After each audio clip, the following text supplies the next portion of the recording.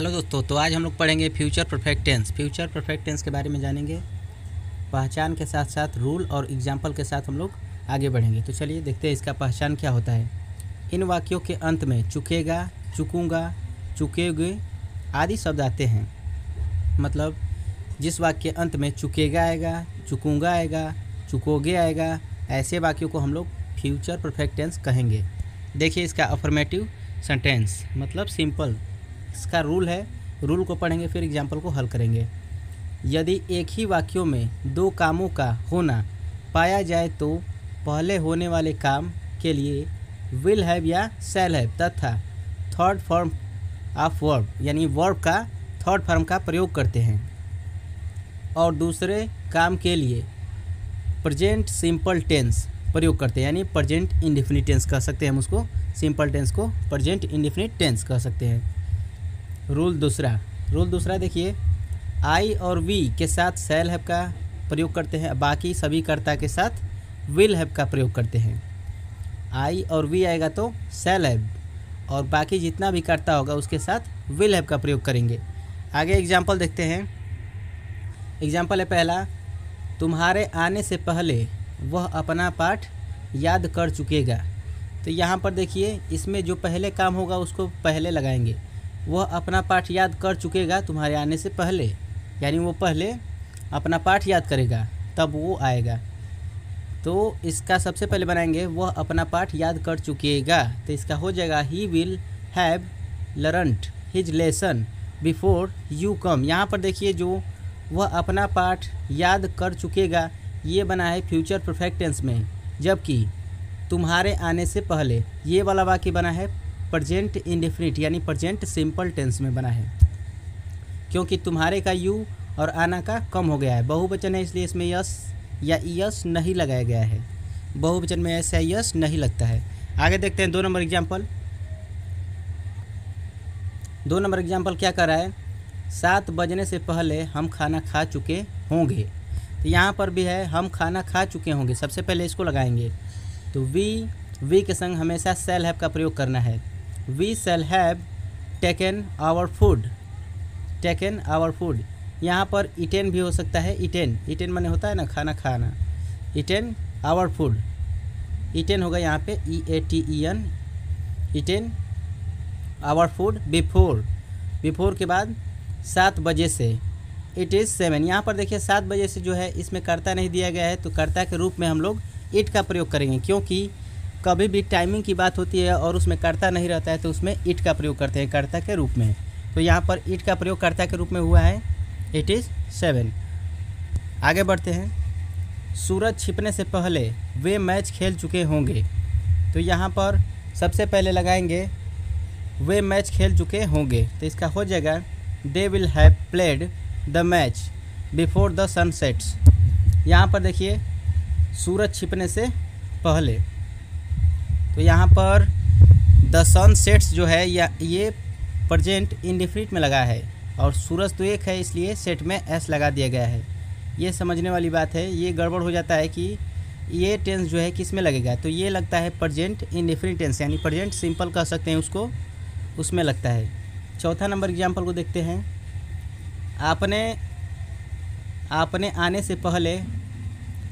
आपके आने से पहले मैं पुस्तक पढ़ चुकूँगा।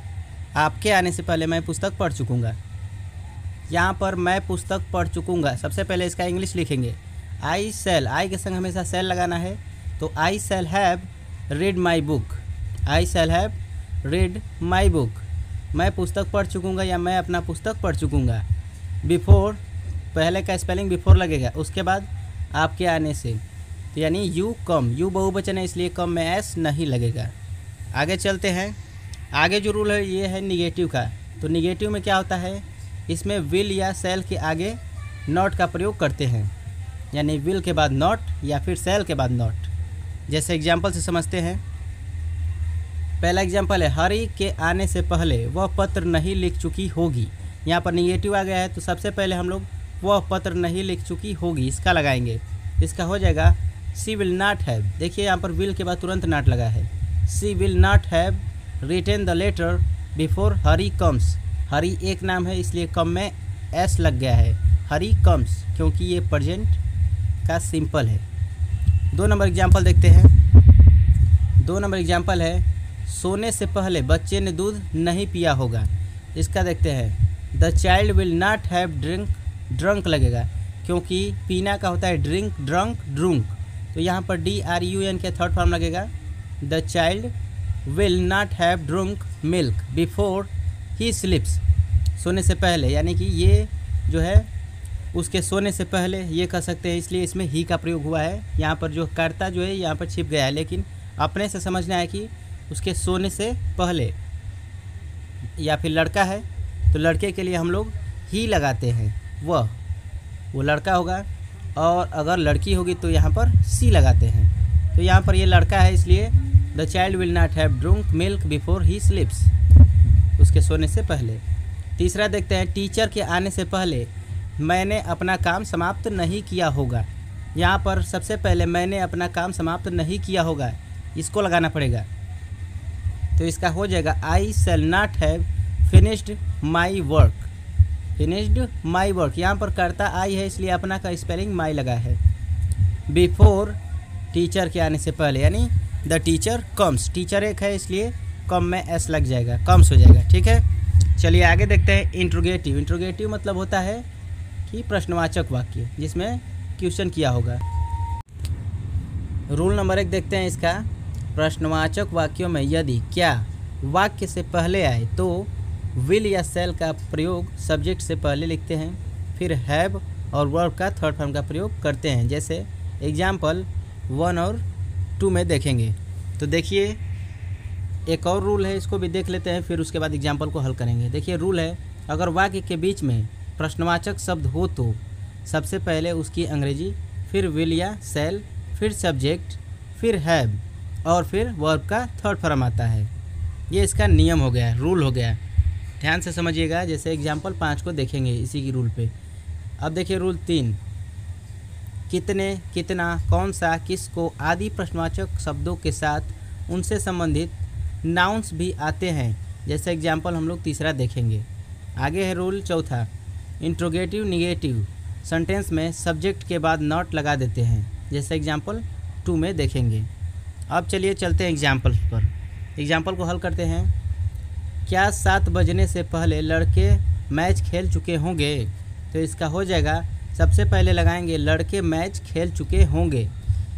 तो विल, क्योंकि प्रश्नवाचक है, क्या आया है इस वाक्य में, इसलिए सबसे पहले हम लोग सहायक क्रिया से स्टार्ट करेंगे। सहायक क्रिया इसमें विल और शैल का प्रयोग होगा, तो इसमें विल लगेगा। तो विल द बॉयज, उसके बाद हैव लगेगा, और थर्ड फॉर्म तो लगेगा ही लगेगा। Played the match before it is 7।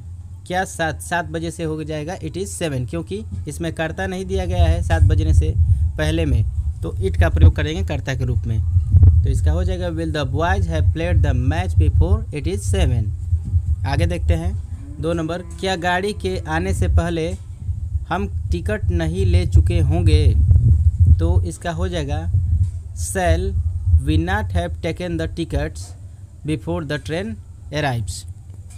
यहाँ पर समझिए, यहाँ पे शैल क्यों आया है, क्योंकि आई और वी के संग शैल का प्रयोग करना है, इसलिए वी के संग शैल का प्रयोग हुआ है। उसके बाद नॉट, कर्ता के बाद नॉट, उसके बाद हैव, उसके बाद टेकन द टिकट्स, टिकट लेना का टेकन द टिकट्स, बिफोर, पहले के लिए बिफोर लगाए, उसके बाद गाड़ी के आने से पहले। तो गाड़ी के आने से, तो ये जो लगा है ये प्रेजेंट इंडेफिनिट टेंस में लगा है, द ट्रेन्स अराइव्स, इसमें एस लग गया है क्योंकि ट्रेन एक ही है। तीसरा एग्जाम्पल देखते हैं, सूरज छिपने से पहले कितने लड़के यहाँ आ चुके होंगे? कभी भी कितना कितनी की बात करता है तो हाउ मच या हाउ मैनी का प्रयोग करते हैं। हाउ मच कहाँ लगाते हैं? जो हम गिन नहीं सकते, जैसे द्रव पदार्थ में हो, द्रवित अवस्था में, मटेरियल नाउन में, और जो गिन सकते हैं उसे मैनी से लगाते हैं। तो यहाँ पर बॉयज है इसलिए हम गिन सकते हैं, तो इसमें हम मैनी का प्रयोग करेंगे। तो हाउ मैनी बॉयज, ये सबसे पहले लग जाएगा, यही हमारा प्रश्नवाचक वाक्य होगा। हाउ मैनी बॉयज, उसके बाद प्रश्नवाचक के बाद तुरंत विल लगेगा, will have come. How many boys will have come here before the sun sets, यहाँ भी प्रेजेंट इंडेफिनिट में लगा है, द सन सेट्स। ठीक है, आगे देखिए 4 नंबर एग्जाम्पल है, टीचर के आने से पहले कौन तुम्हारे पुत्र को दंड दे चुका होगा? तो इसमें भी सबसे पहले लगेगा कौन तुम्हारे पुत्र को दंड दे चुका होगा। तो कौन का लगता है हु मिस होता है कौन। हु एक प्रश्नवाचक वाक्य है, हु पता नहीं रहता है कौन, इसलिए who will have punished your son, who will have punished your son, कौन तुम्हारे पुत्र को दंड दे चुका होगा। बिफोर पहले टीचर के आने से, द टीचर कम्स, ये जो है लग गया अपना प्रेजेंट का सिंपल में, और ये फ्यूचर का परफेक्ट में।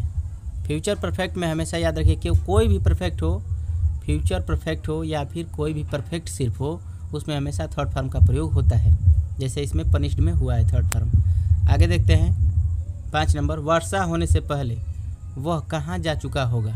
वर्षा होने से पहले वह कहाँ जा चुका होगा, इसका हो जाएगा वेयर। वेयर मीन्स होता है कहाँ। Where will he have gone, where will he have gone before it rains.